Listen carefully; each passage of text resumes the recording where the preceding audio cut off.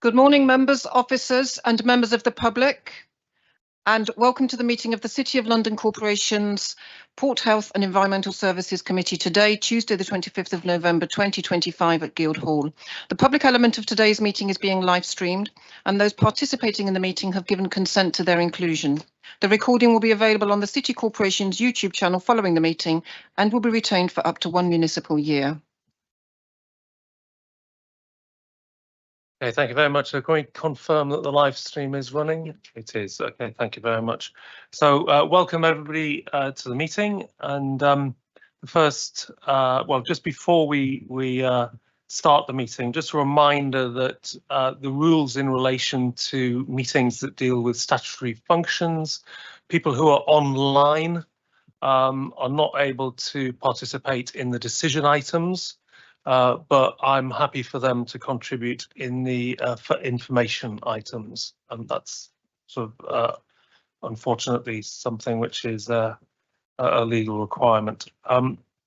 So if we move on to the agenda, item number 1, apologies, Town Clerk. Yeah, we have apologies from Jason Pritchard, Sushil Salia, Hugh Selker and Jaspreet Hodgson, and we have 3 members, at least 2 members as far as I can see, attending observing the meeting online. Thank you. Item number 2 is members' declarations under Code of Conduct. Are there any declarations?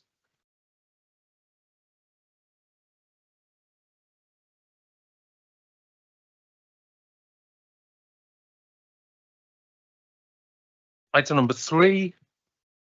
So item 3 is the minutes of the meeting of the 7th of October 2025, the public minutes to be approved. Firstly, if we can take a look at these for matters of accuracy, they start on page number 5. So any matters of accuracy on page 5, 6, 7 and 8. Not seeing any. Are those minutes approved? Thank you. I will now take matters arising for the agenda. Page 5, page 6, page 7, and just a reminder that the actions, questions and options in relation to the public conveniences item will come to our January meeting. Page 7, page 8. I think Gavin, there was just something you wanted to mention in relation to item number 11 on page 8, or do we have to take that to non-public? I think, Chairman, that should be non-public. Okay. In which case, not seeing any matters arising, we'll move on to item number 4. Town Clerk. Thank you. Item 4, there are decisions on this paper. This is the Heathrow Animal Reception Centre, the annual review of fees. And I think Gavin to go ahead on this. Yeah, thank you very much, Chairman. Members, I'd just point out that there has been sort of a printing issue with Appendix 2. If you go to that page where a number of columns have been missed off. So therefore, the recommendation in the decision today will only relate to the first 2 points on page 10, and that is with relevance to the HARC bylaws and the recommendation to the Court of Common Council to approve those bylaws. The appendix that was affected relates to licensing fees and charges, which we'll bring to the January committee. Thank you, Chairman. I'll hand over to Susie to introduce the paper if I can. Thank you. Thank you. This is the annual review of fees for services delivered by the Animal Health and Welfare Service at Heathrow Animal Reception Centre. We're proposing an increase in fees for services delivered at HARC of between 5 and 20%. We're also recommending that we introduce a second tier of fees to be applied to airlines that are no longer designated to HARC, but which use our services for the species that their designated BCP isn't approved for. This will allow us to better recover the cost of services delivered to those airlines, where we're not otherwise able to spread the cost of delivery across all of their live animal throughput because it goes to a different facility. If this committee agrees the recommendation to increase fees and to introduce a second tier of charges, then columns A, B and C will be included in the bylaws, and this committee will recommend to the Court of Common Council that the bylaws are made. Thank you. Thank you very much. So this is from page 9 to page 18. It's a decision item. The proposal is to bring the licensing charges, which is page 19 to 21, to the next meeting. They were printed out of sequence online as well. So it's not just the paper printed version. So I think to give members an opportunity to actually look at those, I think it's sensible to bring them back to the next meeting, if that's agreeable. Otherwise, there are some changes to approve here. Any questions, Layla Colton? On page 31, it says we've already approved the HARC business plan. Is that right? It says it was approved by the Port Health and Environmental Services Committee and RASC in June-July 2025. Yes, I mean, just to confirm that this is in relation to the charges as opposed to the business plan, which are within that, but maybe just for clarification, Gavin? Chairman, that's right. The business plan itself came in June to this committee, to RASC in July, and this relates only to the fees and charges associated with the services delivered by the Animal Health and Welfare Service. That's correct. Okay. Any other questions or comments on this paper, Tim? Thank you, Chairman. I'd long argued that there should be a proper review of the fees and charges at HASC. I'm very pleased to see that this has now been done and that we're now selecting against those airlines that basically don't use us for all of their animals. So I'm pleased to see that. I just want to a couple of points. I just want to confirm that on page 11 at 4, the 20% flex is still written into paperwork. And I'm also interested to know what the difference in income across the piece this will provide to the running costs for HASC. Thank you. Susie Pritchard. Thank you. So yes, we have delegated authority that this committee gave to adjust the fees within 20% every annual year. So that will apply to the maximum fee set in both schedules. Yes. Okay, does that answer the question? That answered that question. The income, I know it's mentioned in part 2, but that's not the entire picture. It's only part of the picture. Gavin? But it may be that it has been part 2. I'm not sure. Chairman, I think if there's a question around what that means in income, then we need to pick that up in non-public. Yes, we can come back to non-public questions if there's questions that are commercially sensitive, because obviously this is a competitive situation. John Evans. Thank you, Chair.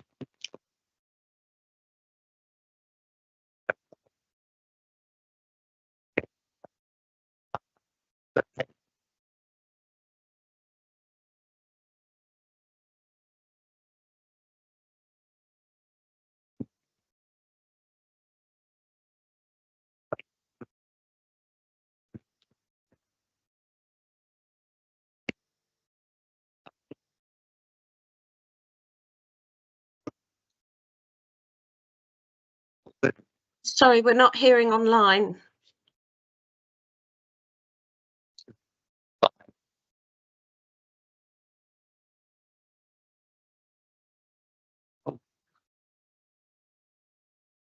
I just want to make sure this is, it's better, that this has been checked and it's fine. We're not going to get ourselves in trouble by charging a different price for the same service for a company which is only buying part of our services. Thank you. Have confirmation of that. This is not a statutory cost recovery charge, is it? So we have some flexibility, but if we can have confirmation of that, please. Certainly, this is prepared in line with the remembrances as well, particularly because this has to go to Court of Common Council. So at the very early stages in preparation, they would be involved in this.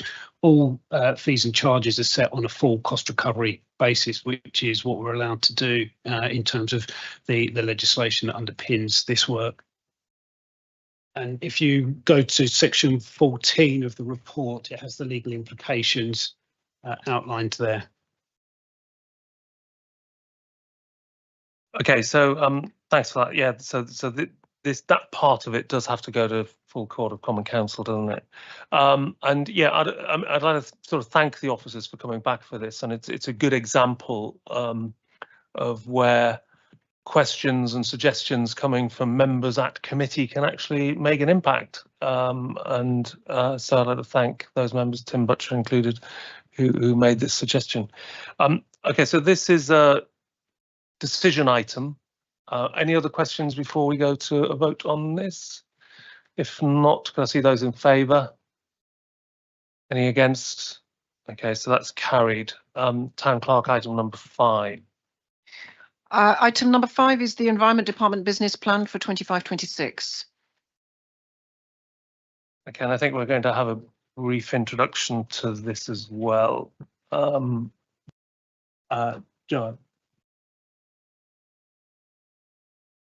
Thank you, Chair. So this report just gives a it summarises the progress made during the first 6 months of 25-26 against the department's high-level business plan by the Port Health and Public Protection Division and cleansing. It gives an update on the progress made against the key work streams and the performance measures. And we've also included, there's a budget update at Appendix 5 and some additional information just to give a picture of the workloads and activity levels of the services during those 6 months. I'm happy to take any questions. Okay, thank you very much. So this runs from pages 23 to 40. It's an information item. Any questions? Tim Butcher. Thank you, Chairman. Page 33. A percentage of planned food hygiene, food control interventions completed. 24, 25, 99. 25, 26, 47. What's happened there? Thank you. That's the percentage at mid-year. So by mid-year of 25-26, they're at 47% of their 100% target. So it's on track to meet the 100% by the end of the year. A little confusing, that table then. Maybe, yes. So this actually comes to us every 6 months, and maybe that should just be clarified at the foot of the table. That's a 6 months to date number, and that it's not pro rata, so it's 47 out of 50, not 47 out of 100. John Foley. Thank you, Chair. I might have missed this. It's the page 31 about the jury inquests and the coroner. Is it somewhere else? Paragraph 2, put in place an agreement for a facility to deliver jury inquests. Gavin. Thank you very much, Chairman. Yeah, one of the wider roles of the portfolio is to look after the coroner's offices, which supports the City of London's coroner. They're currently based at the Central Criminal Courts. The facilities they have there are adequate for most inquests. Every so often, and unfortunately, a larger room and requirement is needed, and we would seek to have some form of memorandum of understanding with the court service to provide the facilities within the Central Criminal Courts or another space within the portfolio of the corporation, so that there is some security for those types of events. They happen probably I'm going to tempt fate here now, Chairman, but once a year, once every other year is the likely occurrence of those types of events. So it's providing some future security for that very important work that the coroner undertakes. Thank you very much. John, do you want to come back? Sorry, I just wanted, but this there doesn't seem to be any progress on that in this paper. I can give you a verbal update because we've only just progressed that recently. So we have a draft memorandum of understanding now with the court service that hopefully will be signed up to really quickly. The pressure on this will be in the next financial year. So it's important that we have that done for that period of time. So progress has been had. It's probably because it's a little bit out of sync because the update takes us until September. Thank you. Stuart.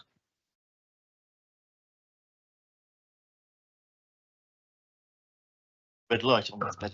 Sorry, in para 10, it says there's a £455,000 underspend for the year. What actually happens to that? Do we lose it or does it carry over?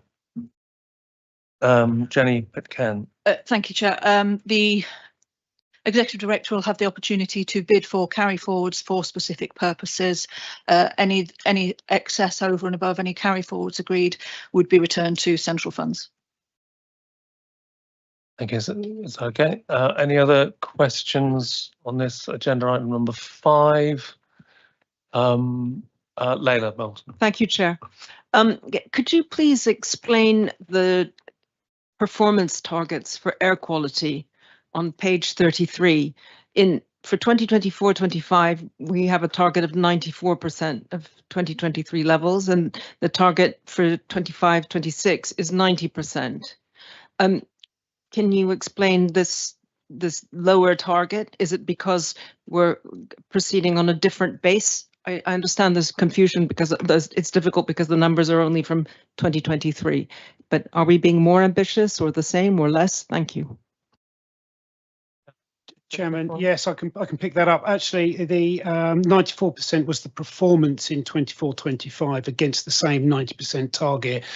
This is an annual review, so when the annual air quality update comes in the new year, then there'll be a new percentage figure for that. It's also worth pointing out that we have a newly published air quality action plan, which is available online. Chairman, if you wish, I can ask for that link to be circulated to members so everyone can see the new action plan that was agreed by this committee. Yes, please. Earlier in the year. Helpful. I recall it was more ambitious than the national level. I would like to see that. Thank you. Okay, any other questions? Item number 5. Not seeing any. We will move on, Town Clerk, to item number 6. That is the risk management update for information. Okay, so this is another information item, the risk management update. Any questions, comments, observations on this one?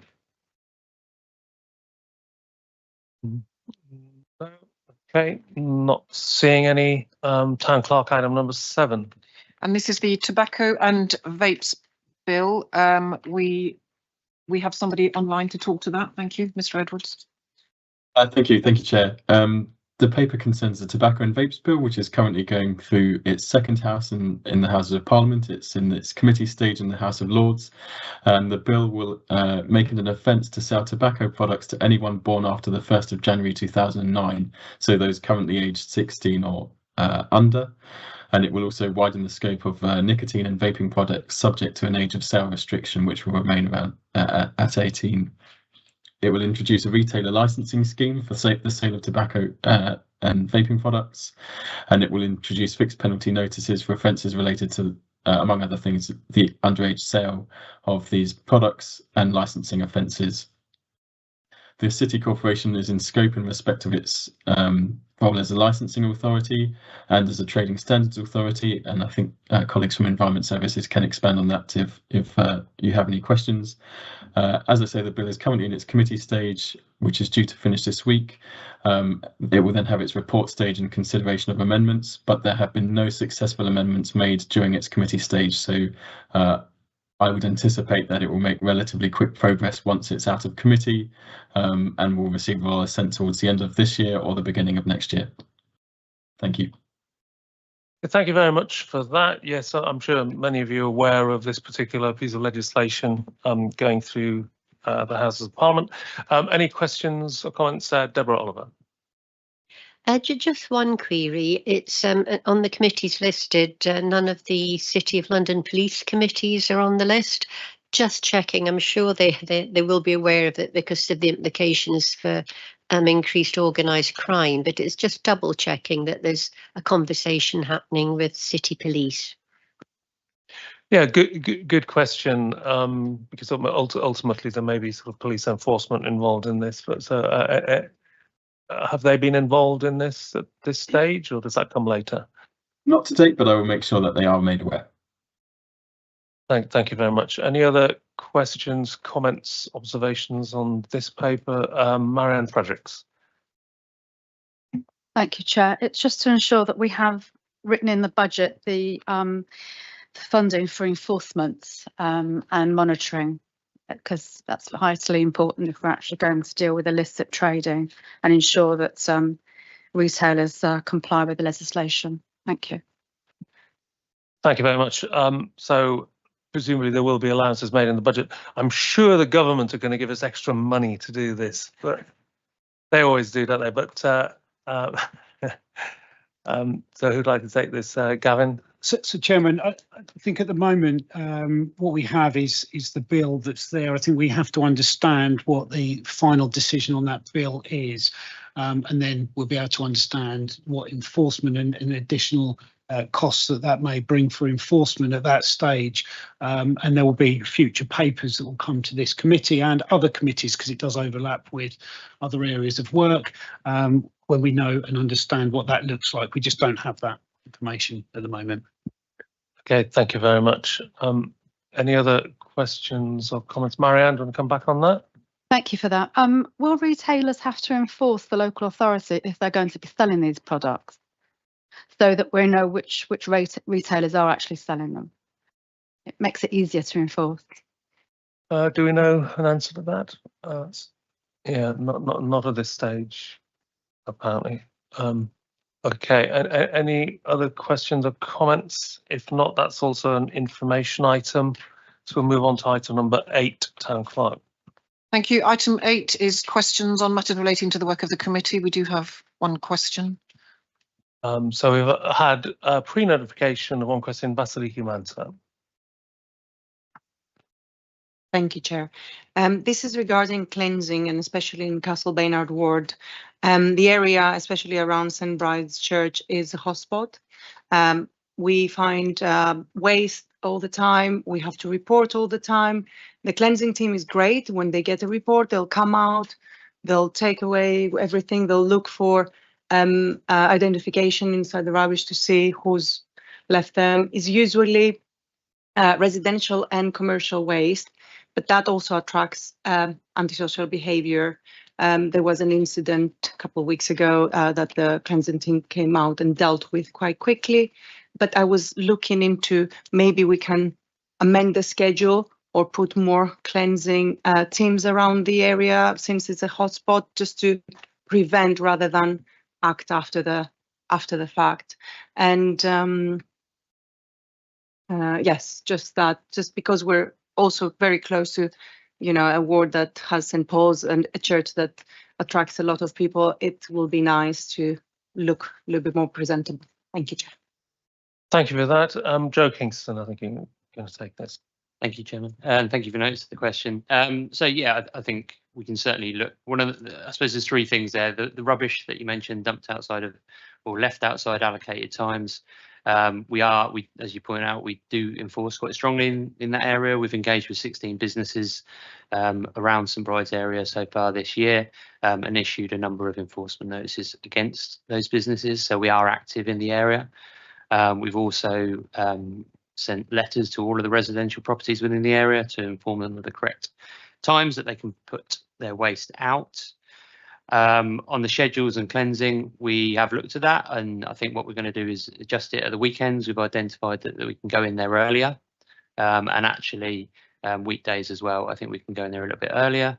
I was down there at 8 o'clock this morning, or just gone 8 o'clock, which is outside the allocated time, and there were bags down there, and there was some litter. So there was some of the things that we're finding is cans, empty bottles from people. I think there's a few issue, I suppose, around the area. There's a building site there at the moment. You'll be aware as well, we have issues with rough sleeping in that specific area, and there's a lot of the antisocial behaviour related to that is an issue. And just to give you an idea, we got a report, the night manager there went to there about 1:45 last night. There was some litter, but there was no rough sleeper. The crew then turned up at 3 o'clock and there was a rough sleeper there. I was there at 8 o'clock, the rough sleeper was gone, but some of the remnants of the of sort of associated antisocial behaviour was there. So it's just about, we're not going to be able to be there after every single incident, but we can certainly look at the scheduling around it and do the best that we can. We work really closely with the homelessness and outreach team, and straight away we reported the issue whenever we find someone, homeless individual, we report that in. But I would say that the homeless team are very good. They will know, in fact, who that individual is and what their individual circumstances are, and they will be trying to get them in sheltered accommodation. So there is a little bit of us sort of chasing the issue around, but we are doing our best and we are being proactive with it. And I know, yeah, we will look to address it wherever we can. And as you point out, as long as it gets reported in to the team, we will be there really quickly. So I think hopefully we're addressing the issue, but obviously any particular problems, feel free to come to me and get in touch. And I've spoken to I think it was the rector initially that phoned the problem in. I've spoken to him as well, met with him, and he seems happy with the solutions. Okay, thank you very much. Do you want to follow up on that, Vassily? Yes, Chair, just a quick one. So the schedule has been amended as of this couple. We've amended the weekends one, Okay. but the weekday is a little bit more complicated because we have to move. There's more moving parts during the week, I suppose. We've got more resources out, so if you move one somewhere else, you've got to take it away and you've got to adjust the time. So it's a little bit more complicated, whereas the weekends, we don't sweep everywhere on a weekend, so we can move the resources out about a bit more easily. So yes, we have done the weekends and we're looking to do the weekdays, and that should be done in the next couple of weeks. Marianne. Thank you, Chair. It's linked. It's about bulky waste collection. Can I just ask, are City of London residents able to take stuff to the recycling centre in Tower Hamlets still? Also, I'm aware that there's a recycling facility within the Golden Lane estate for bits and pieces, but I'm not sure what there is for city residents elsewhere. And currently, if we have a bulky waste, we have to pay £42 for it to be collected. I know other local authorities allow, I think, 3 bulky waste collections a year, or 3 items like washing machines or whatever a year. But I wonder whether or not we can get the information out to residents and managing agents on what they need to do to arrange bulky waste collections, or if they can take them up to Tower Hamlets, because you find in the apartment blocks people just dump things in the bin stores, and then it becomes a problem for all the residents. So I just wondered if we can get that information out again. It's not very clear on the website, and maybe articulate that at the city residents meeting that's coming up in December. Thank you, Chair. Joe, bulky waste disposal. Maybe a little peripheral to the original question, but I'll just about allow it. More than happy to answer that. So the first point on Tower Hamlets is yes, we've had an arrangement with them for a number of years whereby residents of the city can go to their facility at Northumberland Wharf, which is just outside the facility, just outside the city, to dispose of bulkier items, or you normally refer to it as a tip, but it's, I think, current parlance is civic community site. In terms of other facilities around the city, actually, thanks to suggestions at this committee, there are recycling facilities for batteries, textiles, and small electrical items in our car parks as well now, as well as on the estates. So residents that don't live on an estate can have access to those facilities. Then the third point around fees and charges, actually, we will have just had an internal audit done on bulky waste fees and charges, and we'll be bringing back in January a paper around fees and charges on bulky waste. You're right in terms of what the current charge is. It is a statutory service that we were obligated to provide. However, we are also allowed to recover costs on that service, hence the charge for it. What I would say is we don't fully recover all of our costs on that as highlighted by the audit, but we'll be bringing that back for decision and implement at January committee. Thank you for that. I've got the Chief Commoner. I don't know how linked this is, but talking about collecting unnecessary objects, what is the plan this Christmas or post Christmas of collecting trees, either from residentials or even corporates? I can take the corporates will, I'm sure and hope that they will deal with it themselves. If they purchase a Christmas tree, I'd hope that they were able to dispose of it as well. For residents, we offer free collections on the estates for I think about 2 to 3 weeks into January. That's advertised. Residents who don't live on estates are also welcome to use those facilities. Okay. And that's something we've done for a number of years, and we'll publicise it. Okay, thank you for that, John Foley. Could I just pass on very many thanks from the residents of Bath Square. We had an incident at the weekend with builders' waste on Friday night. It was just building up, but it was dealt with very, very quickly. So thank you for that, because we know that once it starts, it just other people decide to leave a lot of junk there. The only thing that that is starting to worry me, and I've got some photographs, is we're starting to get, and I've never seen it before, we're starting to get graffiti in our area. But I'll send you some photographs. I know that Marianne has, often brought up graffiti, and I'm not quite sure what can be done about that and how quickly, if at all possible, graffiti can be removed from buildings. Thank you. Yes, I'll tell you, just a reminder that just because we seem to be running ahead on the agenda doesn't mean that the question section becomes a free-for-all, but Joe, graffiti. So graffiti, in terms, if it's on corporation properties, we can obviously have that removed very quickly. If it's on private premises, it is a responsibility of the building owners to remove that. So we would formally ask them to remove it. So if we spot it, or if there's any instance of it, we would identify the owner of the building, and we would ask them to remove it.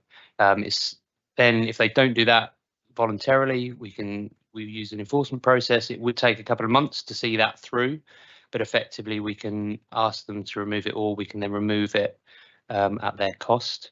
So that's the process for removing it on there. If it's offensive, that's just a slightly different. We can remove that pretty quickly if it's offensive. So, but that is delineated on the reporting app, so you can either report it as offensive or non-offensive.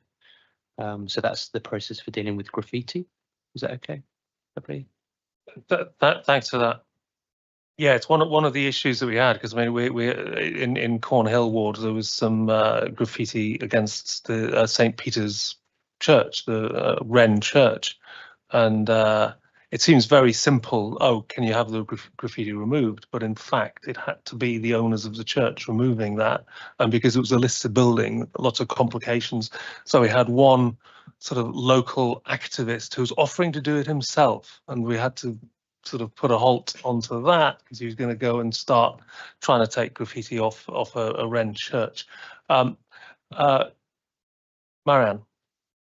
Thank you for that. And I would also say there's a conflict when especially residence blocks who've been targeted with graffiti are told that they have to cover the cost, and they say, well, hold on a second, why aren't the police out monitoring the area and dealing with the antisocial behaviour?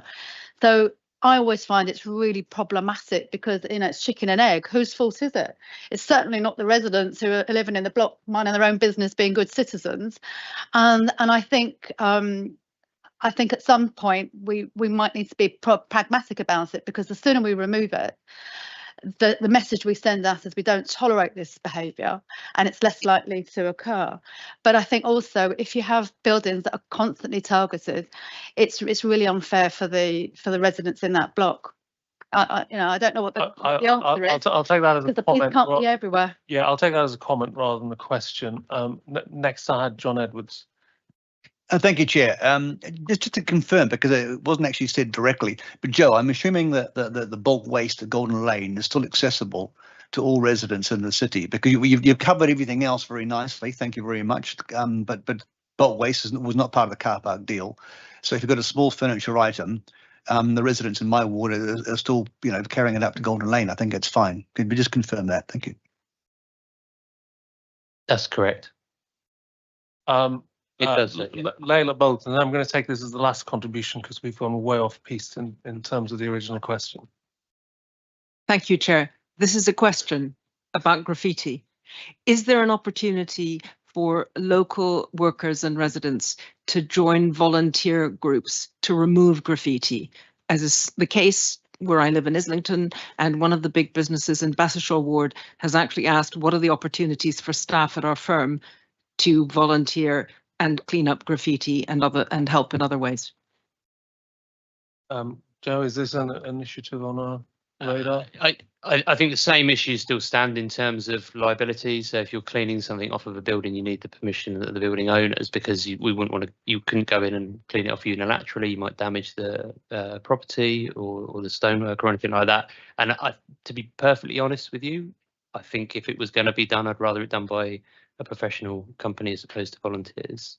You can often take longer coordinating volunteers to do a job than actually doing it professionally, would be my opinion on that, unfortunately. Okay, thanks for that. Okay, I'm going to move on the agenda now. Town Clerk, agenda number 9.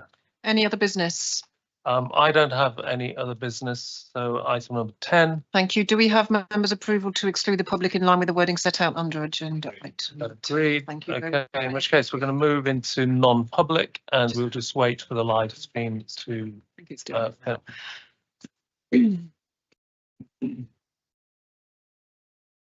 Okay, I can confirm the live stream has